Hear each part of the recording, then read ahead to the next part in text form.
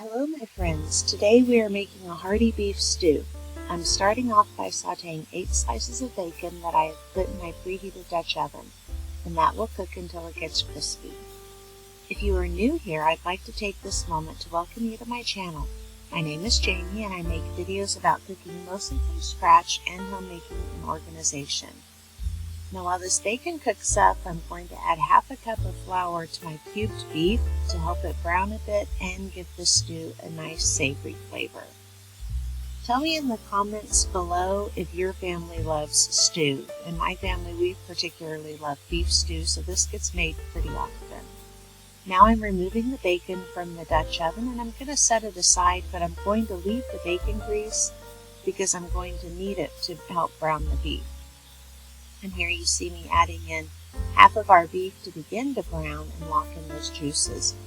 You definitely want to do this in 2 batches so that it gets browned, but it does not have to be cooked all the way through.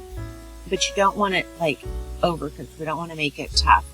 It's going to finish cooking in the oven on a low and slow, so you don't need to worry about it being cooked all the way through.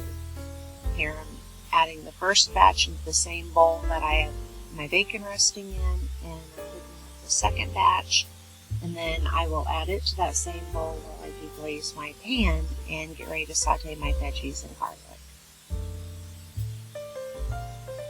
I deglaze my pan by adding in 1 cup of red wine vinegar, and then I scrape the bottom of the pan with a spatula. If you have a wooden scraper, that works great, but if not, you can still use any stiff utensil that is safe for your cookware. For instance, I'm using a thick silicone.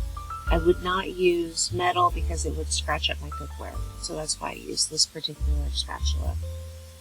You want to get as much of those browned bits up as you can, but don't discard them because your veggies are actually going to cook in that mixture. Now we're going to add in our carrots and onions and garlic and saute until the garlic is fragrant and the veggies begin to soften. It should only take a couple of minutes.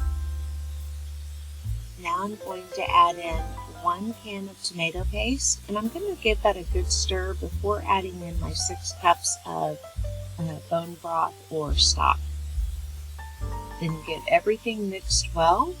And once that is done, go ahead and add in the bacon and meat back into the pot and give it a good stir. If you're enjoying this content, please like and subscribe to be notified when I post new videos. I try to post on Tuesdays and Fridays. The next thing you're going to do is you're going to grab your potatoes that you have either pre-cut or you can cut them directly into the pot. I tend to just usually cut mine into big chunks straight into the pot, but if you prefer smaller pieces, definitely chop them into smaller cubes, but not too small as they'll need to withstand cooking for 2+ hours in the oven. And you want to try and get them submerged into that broth if possible, because that will help them cook. Lastly, you're just going to add in your spices and your bay leaves and bring it to a gentle simmer for a few moments before placing the lid on and moving to a 325-degree oven.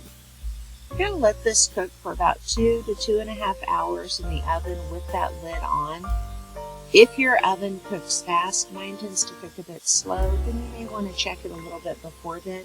You're just looking for that meat to be very tender and the veggies to be soft, but not mushy, if that makes sense. Thank you so much for watching today. I really appreciate it.